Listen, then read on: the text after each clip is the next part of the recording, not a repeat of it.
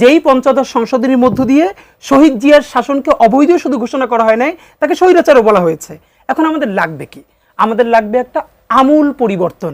মানে এটাকে আপনি আবার একটা অ্যামেন্ডমেন্ট দিলেন, তারপর পরে দেশ আবার কেউ অ্যামেন্ডমেন্ট দিবে।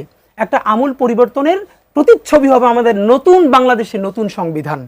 এই সংবিধানটা নিশ্চয়ই ৭১-এর পরে শেখ মুজিব এবং তার আওয়ামী লীগের লোকজন যেটাকে আওয়ামী লীগের গঠনতন্ত্র বানিয়ে ফেলেছিল, যেখানে ভারত খসড়া লিখে দিয়েছিল, এটা হবে না।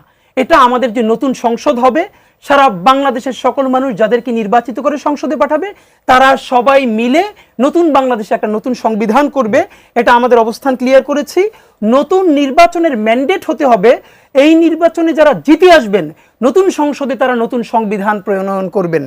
এই কথা যদি ক্লিয়ার হয়ে যায়, ফয়সালা হয়ে যায়, তাহলে তো আমরা বলি বরং ডিসেম্বরেও নির্বাচন হতে কোনো আপত্তি নেই, যদি সেই নির্বাচনকে সুষ্ঠু করবার সমস্ত আইন শৃঙ্খলা বাহিনীর প্রস্তুতি থাকে এবং রাষ্ট্রের সেই সরঞ্জামাদি ঠিক থাকে, তাহলে আমাদের কোনো আপত্তি নেই।